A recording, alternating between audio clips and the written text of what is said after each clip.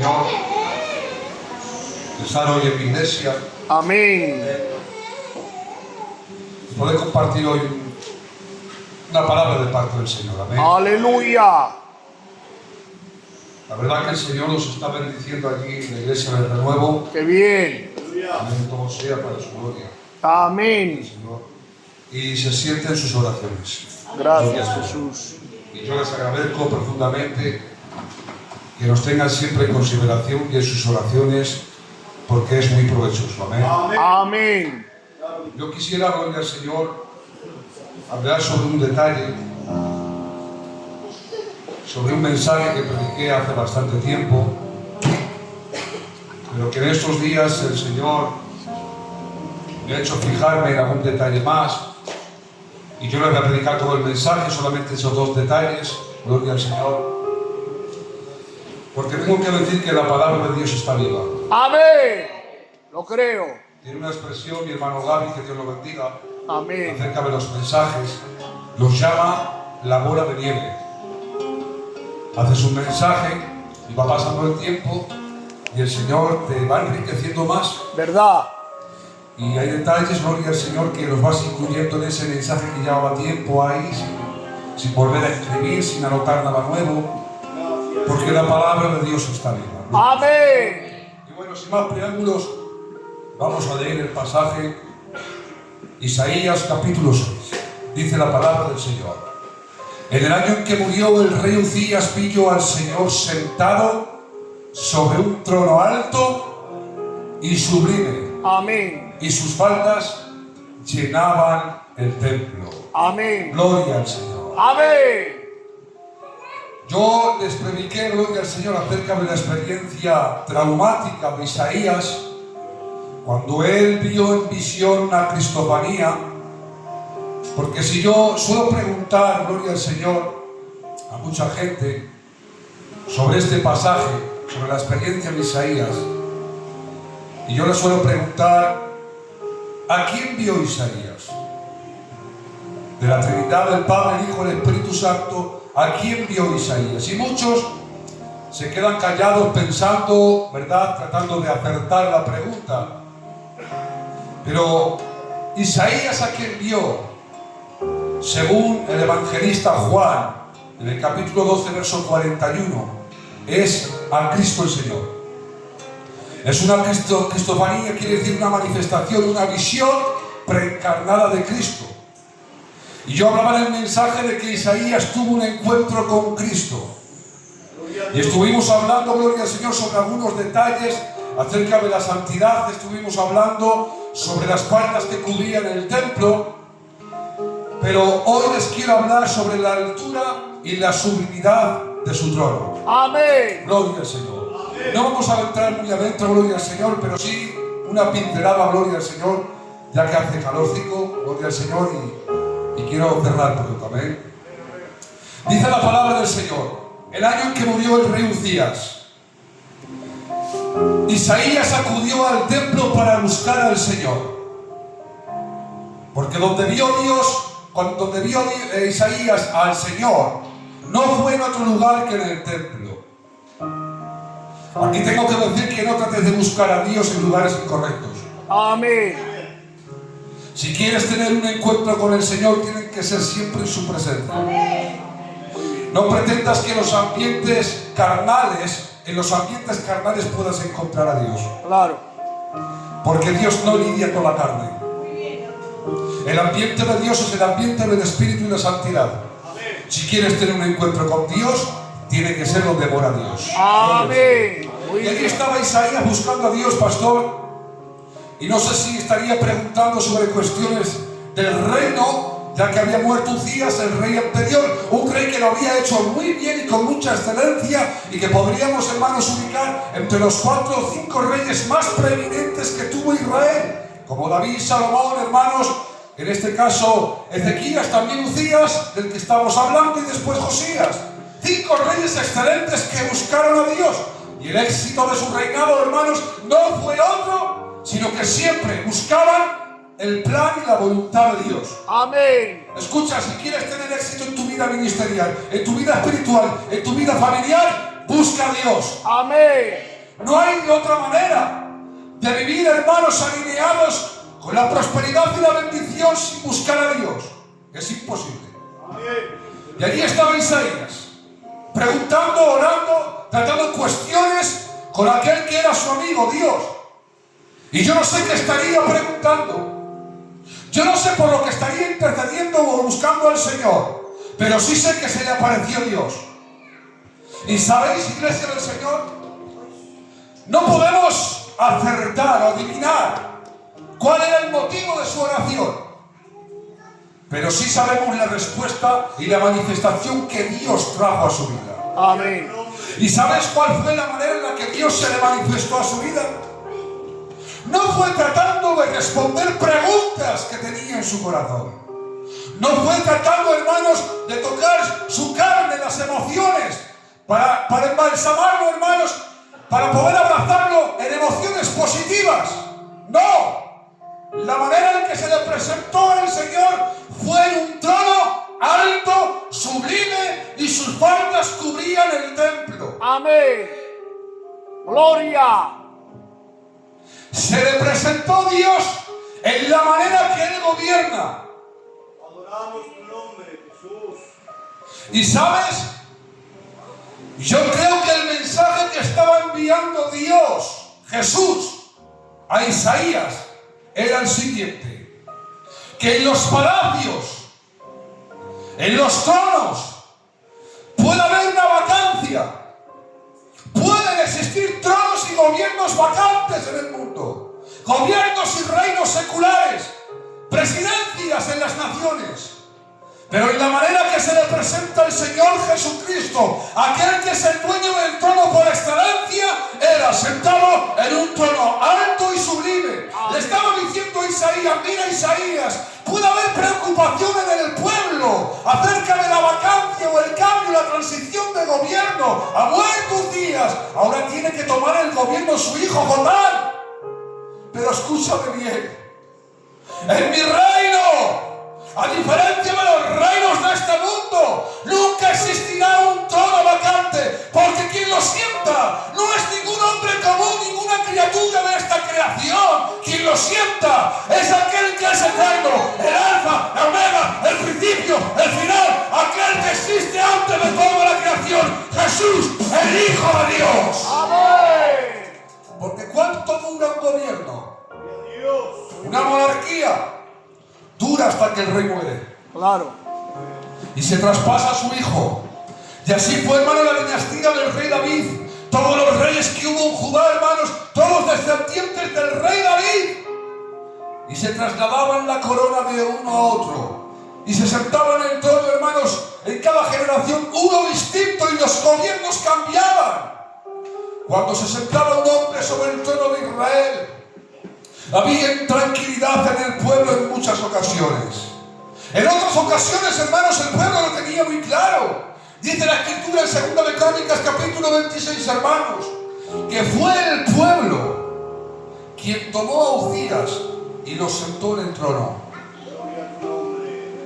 La corona, por descendencia y por sangre real, le pertenecía a Uzías.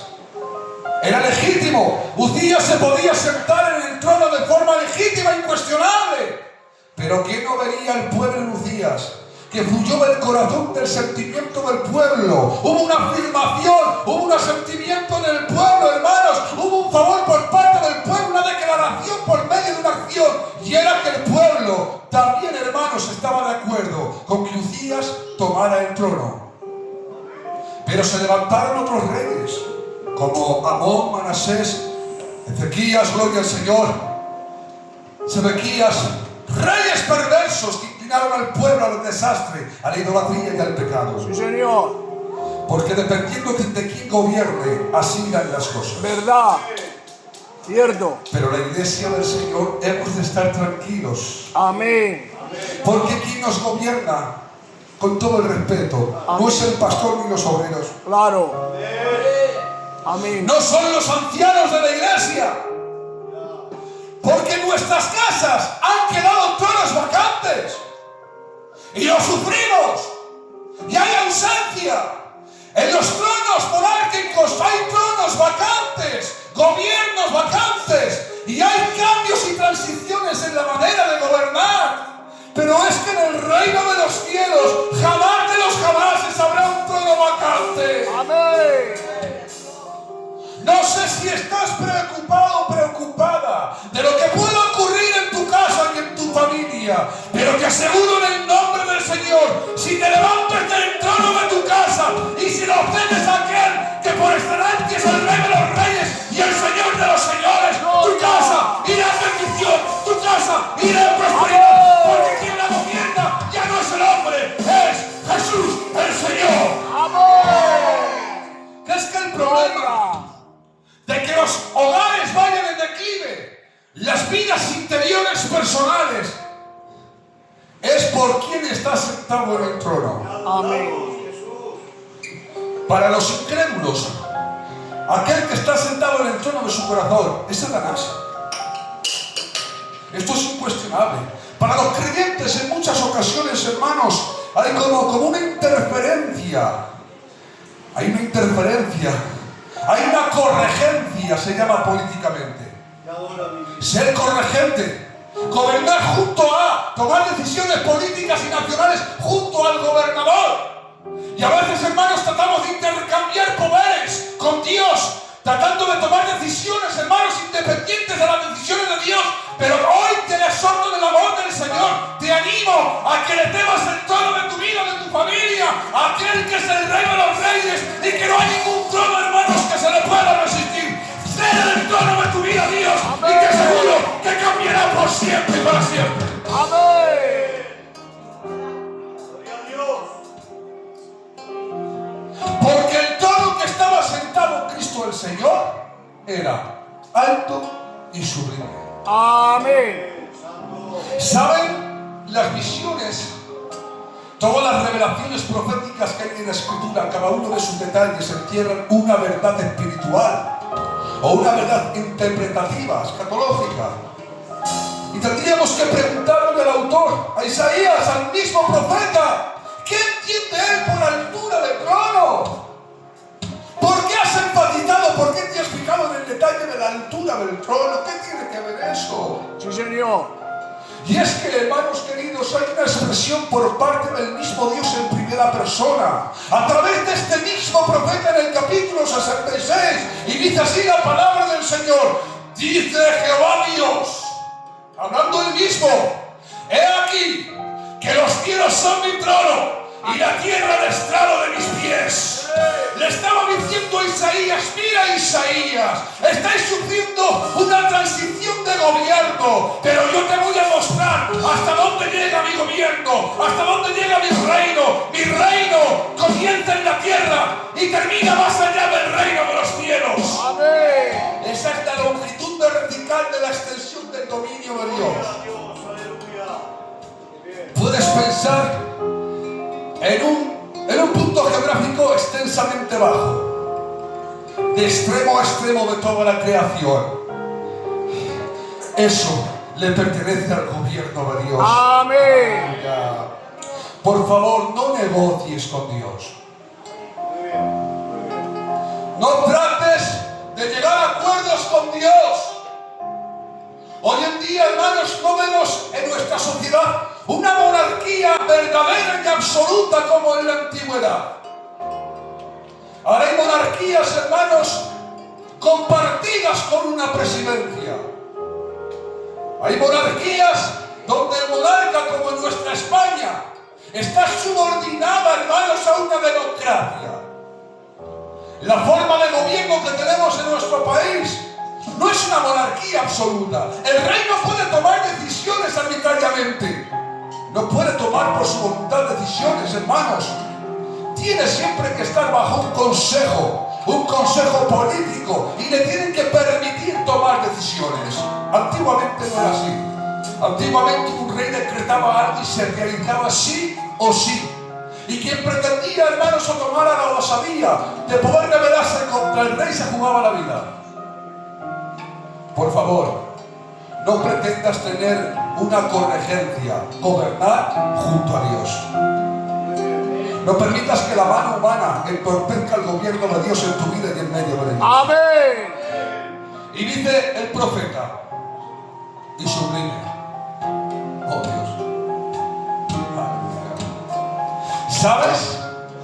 La sublimidad es muy difícil de definir. Es necesaria mucha filosofía para comprender, entender con plenitud y exactitud qué es la sublimidad. Porque sublimidad no es belleza, no es hermoso. Los artistas tienen, hermanos, un criterio para poder juzgar un cuadro. Si un cuadro que transmite horror, un cuadro que transmite, hermanos, belleza, o un cuadro que transmite sublimidad.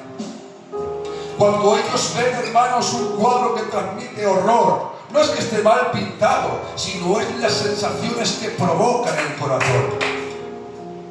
¿Sabes que el juzgar la belleza es algo subjetivo? No hay un libro, hermanos, que pueda calificar con puntuación y la manera no nos da instrucciones enfáticas, precisas, para poder juzgar la belleza de un cuadro. ¿Por qué? Porque la belleza, hermanos, es cuestionable según quien la esté observando. Claro. Para mí, gloria al Señor, un cuadro no contiene la misma hermosura, belleza o arte que para usted lo puede tener. Claro, amén. Por eso hay peritos artísticos que se han preparado. Su vida es el arte. Han aprendido historia, el arte, los autores, los artistas. Y saben definir, hermanos, el año, la época. Y depende también la forma de pintar, la mezcla de colores, hermanos, el estilo. ¿Qué autor ha podido pintar ese cuadro? Porque, hermanos, el arte, la belleza, la sublimidad, el horror, es algo subjetivo. Es algo que no se trata, hermanos, no hay libros que puedan, hermanos, poder con precisión enseñarnos a juzgar tal arte. Pero sin embargo se juzga, hermanos, por medio de lo que nos transmite lo que vemos. No sé si me están entendiendo. Sí, Señor. Amén. La sublimidad está en las sensaciones y en el intelecto. Igual que el arte.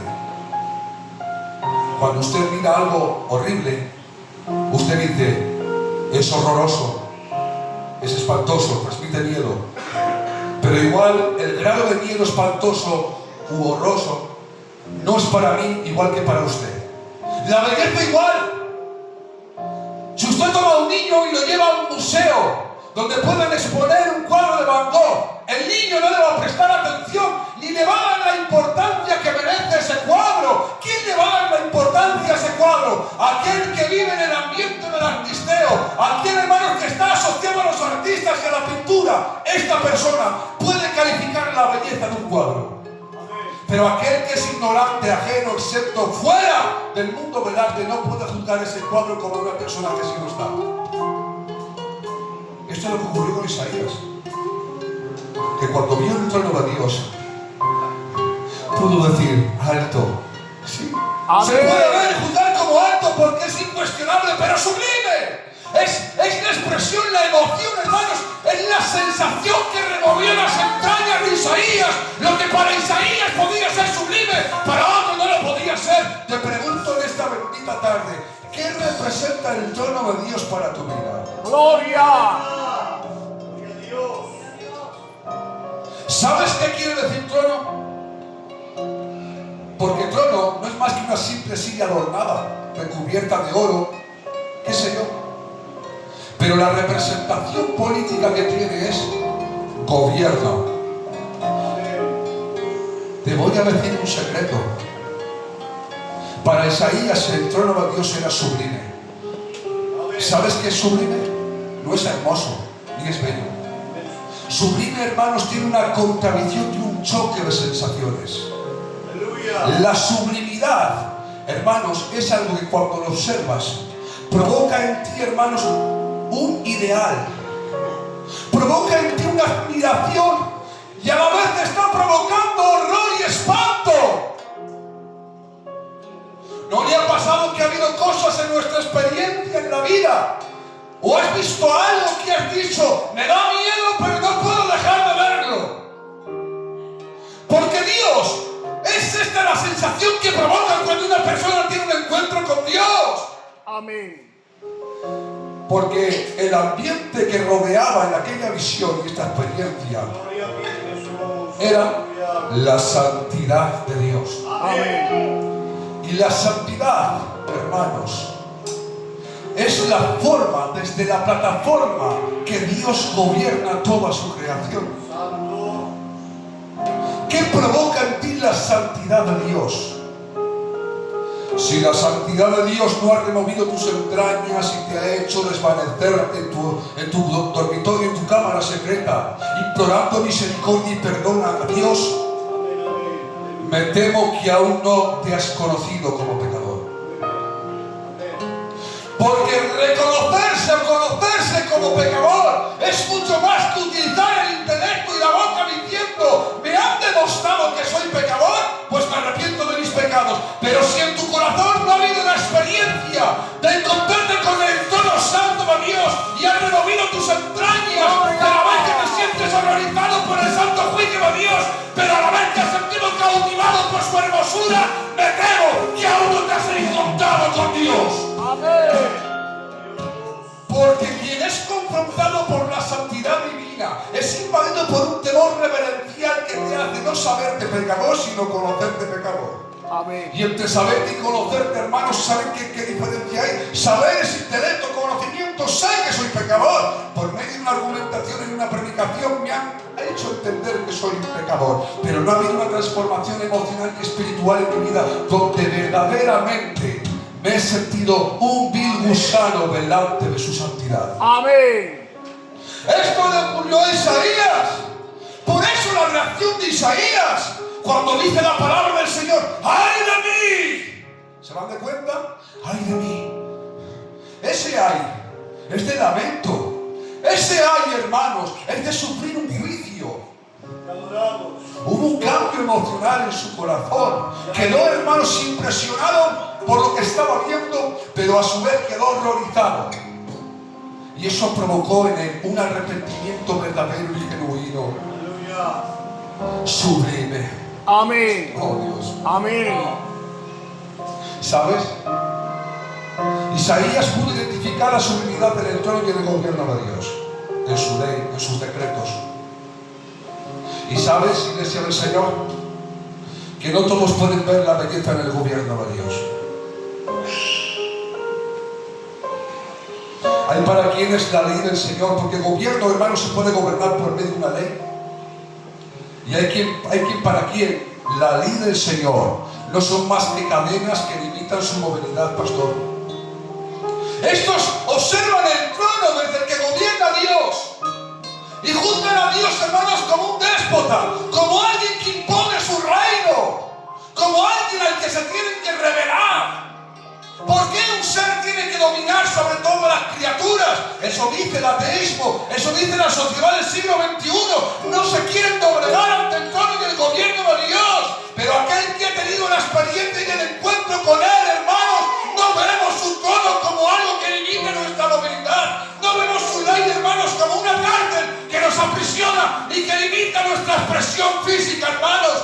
Para los que han conocido, hermanos, a Cristo y han tenido un encuentro con Él y han nacido de nuevo, la ley del Señor no son cadenas que limitan su movilidad impidiendo que se puedan mover. Son, hermanos queridos, como alas que nos transportan a niveles altos, hermanos, donde podamos disfrutar, hermanos, de la santidad. Gloria al Señor. Gloria. ¿Te das de cuenta la diferencia? Que para los que aman al Señor, para los que reciben su reino, su gobierno, la santidad y la ley son alas que nos transportan, hermanos, a la dimensión y al ambiente en el que se encuentra Dios. Por eso el rey David tuvo que decir: gloria al Señor, en tu ley meditaré de día y de noche.